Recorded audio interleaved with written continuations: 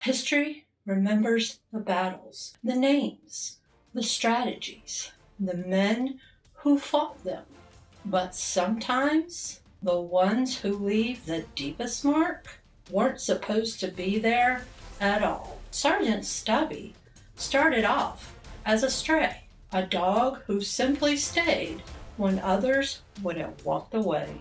Chips was a family dog, one who left his home, stepped into a war he didn't understand. Different wars, different beginnings, but the same instinct. To stay, to serve, to stand beside the people who needed them the most. This is their story. He wasn't supposed to be there. Before he was Sergeant Stubby, he was just a stray. A small, stocky dog who wandered onto Yale Field, New Haven, Connecticut, in 1917 as American soldiers were preparing to go to war. He didn't belong to anyone, but he stayed through drills, through long days on the field, from the moment the 102nd Infantry Regiment prepared to ship off to Europe. And somehow he went with them, smuggled aboard a troop transport ship, the USS Minnesota, hidden by men who had already claimed him as their own. We know he stayed close to one particular soldier, Robert Conroy, the man most often connected to his story.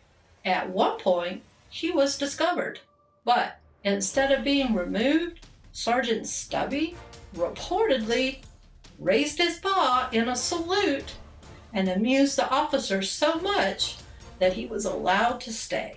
What we don't know is how they managed everything else on that ship, because a journey across the Atlantic isn't quick, even in today's standards. Dogs make noise. Dogs need to eat. Dogs need to move. So while the details aren't recorded, you can imagine what it must have taken to have keeping him hidden that long.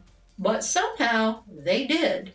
They made it across the Atlantic to France. At first, he was just a mascot, something familiar, in a place that wasn't. And at first, Stubby was just there, another presence in the trench, another set of eyes. But war doesn't stay quiet for long. Gas attacks became one of the most dangerous threats facing the American soldiers in World War I. They came without warning, rolling low across the ground, silent at first, then deadly seconds later. And in those moments, seconds mattered. Before the men saw it, before alarms were raised, Stubby reacted. He would sense it, something shifting in the air, and began to bark, to move, to warn, giving the soldiers around him just enough time to reach for their masks, to prepare, to survive. It wasn't something he had been trained to do. It was instinct, awareness, and it changed how the men saw him. He wasn't just a mascot anymore. He was part of the unit, a dog who could sense danger before it arrived. And in a war where survival often came down to seconds, that made all the difference. Once Stubby proved himself, he didn't go back. He moved with the men, stayed with them, followed them into the most dangerous parts of the war. Stubby was there through multiple campaigns, through long stretches of trench warfare and into active combat. He learned the rhythm of it, the sounds, the movement, the moments that mattered. And when something was off, he reacted. He warned of incoming fire, stayed close to the wounded, helped carry messages between points when needed. And then there's something that a lot of people remember the most. At one point, Stubby encountered a German soldier. This German soldier was attempting to gather information. Accounts say Stubby did not hesitate. He latched on, held him into place, and drew attention long enough for American soldiers to come and get that soldier. Whether every detail is exactly what happened or not, the result is the same. Stubby became more to the unit. He became a symbol of it. A dog who didn't just survive the war, but actively took part in it. And in doing so, he became one of the most recognized dogs to come out of World War I. When the war ended, Stubby didn't fade into the background. He came home, and for the first time, America saw him. Sergeant Stubby wasn't a dog who had just been there. He was celebrated. He marched in parades, and he met President Woodrow Wilson. He wore a blanket covered in medals and honors given to him for his service. He became the mascot of Georgetown University, a living example of what he had been through and what he stood for. But more than that, he had changed something. People didn't just see a dog. They saw what a dog could be. Loyal? Yes, but also capable, aware, brave under pressure. Stubby didn't just come home after the war. He brought the idea of modern war home with him. And in doing that, he helped shape how America would see dogs for generations. Stubby's story could have ended there. One dog, one war, one moment in time. But it didn't, because what he represented, what he proved, didn't stay in the past. When the United States entered World War II, the country didn't just bring soldiers to war. We brought dogs. This time, on purpose. Through programs like Dogs for Defense, families across America were asked to give something up. Not just supplies, not just their time. Their dogs. And one of their dogs was Chips. Not a stray, not a mascot. He was a family dog, trained, deployed, sent into war, because by then, America already knew what dogs could do. Stubby had shown them, and Chips would prove just how far that would go.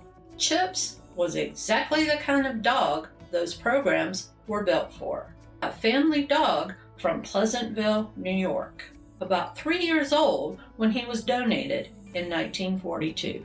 A mixed breed. Part German Shepherd, part Husky, part Collie. Medium large, strong, alert. There's no record of formal training before he entered the Army. But once he entered the Army, that changed. Chips became part of the U.S. Army's War Dog program, trained under what was known as the Canine Corps. Dogs like Chips were sent to training centers across the United States, including places like Camp Remini in Montana, where they were evaluated, conditioned, and trained for their roles. They were trained by Army specialists and handlers, not just to obey, but to respond under pressure, to stay silent on command, to alert without panic, to distinguish normal movement from threat. Chips was trained as a sentry dog.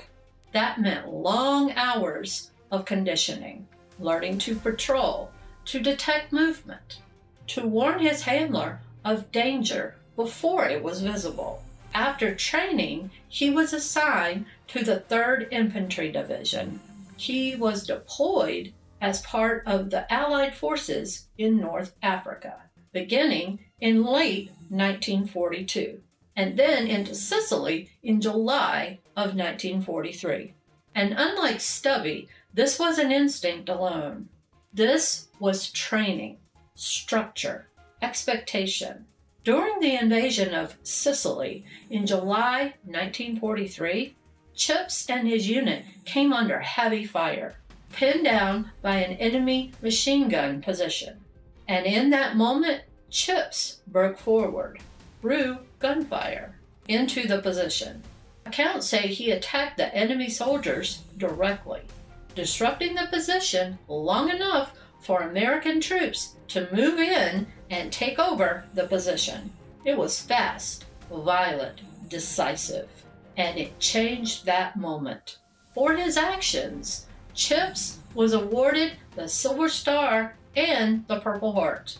But that recognition did not last.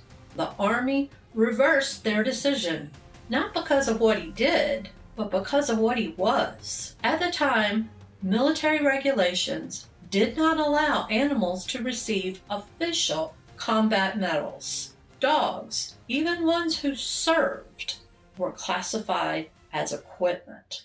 So the awards were taken back, not as punishment, not as a correction of the story, but because the system wasn't built to recognize it.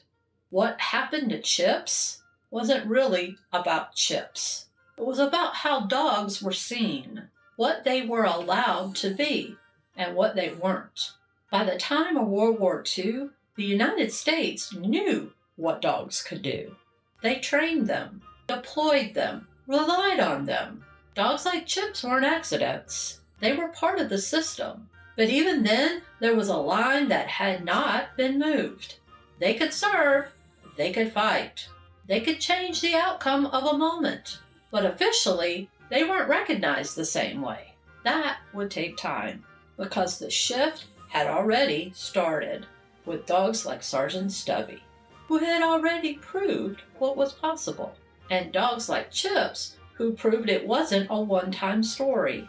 Together, they marked a turning point, from instinct to training, from presence to purpose, and from something undefined to something that would eventually be recognized for what it truly was. Not equipment, not expendable, but part of something more. Because in the moments that mattered most, they didn't act like tools. They acted the way they always had, like they belonged, like they were part of us. Two dogs. One wasn't supposed to be there. The other was sent on purpose. Sergeant Stubby showed what a dog could become when instinct met the moment. Chips showed what happens when a nation relies upon it. Chips served where it mattered most, even standing sentry during the meeting with Franklin D. Roosevelt and Winston Churchill at Casablanca. And when the war was over, he went home, back to his family in New York, where he lived out the rest of his life before he passed away in 1946. Years later, in 2018, long after the war had ended, he was finally given a form of recognition for what he had done.